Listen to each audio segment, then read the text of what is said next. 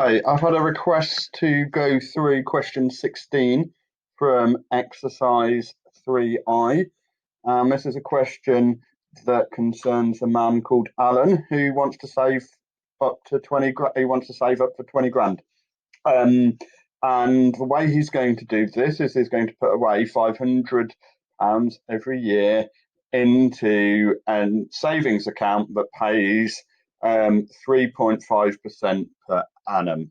So, the question is asking, how long is it going to take Alan to make it to 20 grand? So, what I want you to do is I want you to imagine it in the first. Oh, by the way, he puts the money in on the 1st of January and he keeps it in there for the whole year, and the interest is paid out on the 31st of January. So, I mean, it's 31st of December even. So, what happens? In that first year, he puts in 500 quid. There he is, he's putting his 500 quid in. And what he does is he leaves it there, gathering interest. So we're going to times it by 1.05 so that it gets the interest for 1 year.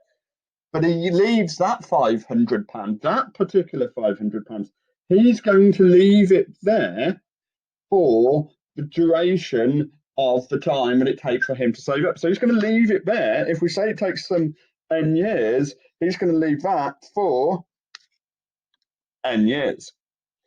And then for next year, he's going to put away 500 quid again, but it's a year on. So he's going to add on the interest for N minus 1 years. So that'll be most of the years, bar the first year that £500 will go in for. So each part is working out the £500 and that amount that will turn into at the end. But of course, you've got to add this all up, and you would keep going with this until you've got the last £500 that he puts in before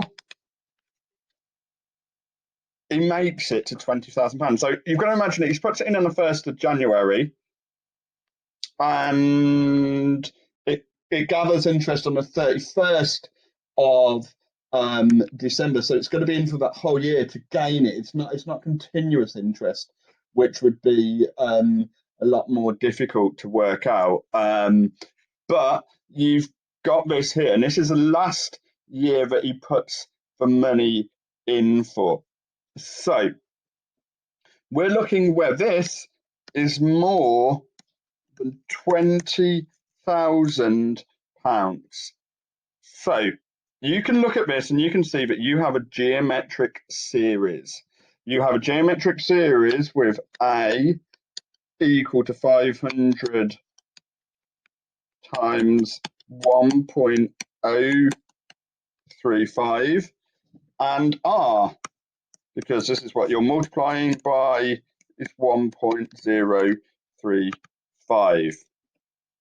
Okay, so the sum of the first n terms is a r n minus 1 over r minus 1. So if we put in our values here that we have, we have 500 times 1.035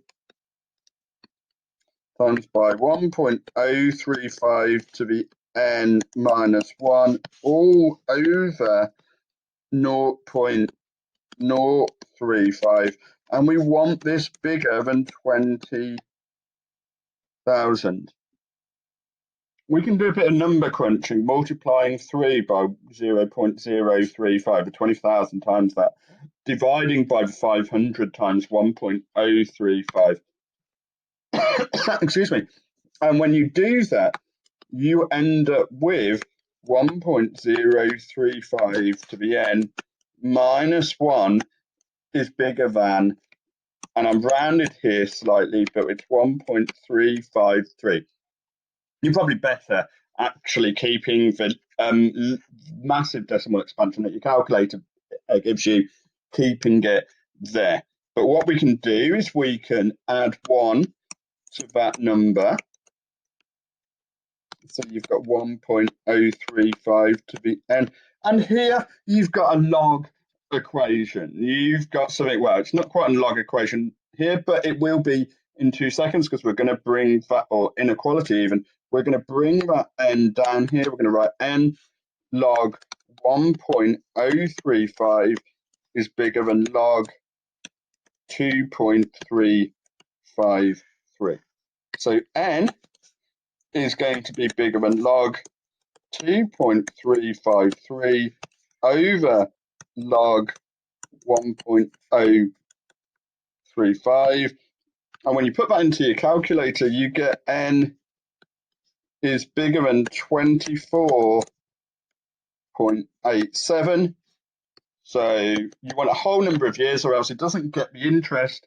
So n equals 25, and Alan needs to leave his money in the bank for 25 years. That's quite a long time to leave your money in the bank for, if he was planning to spend about £20,000 on something in particular. Okay, so that's question 16 from exercise 3.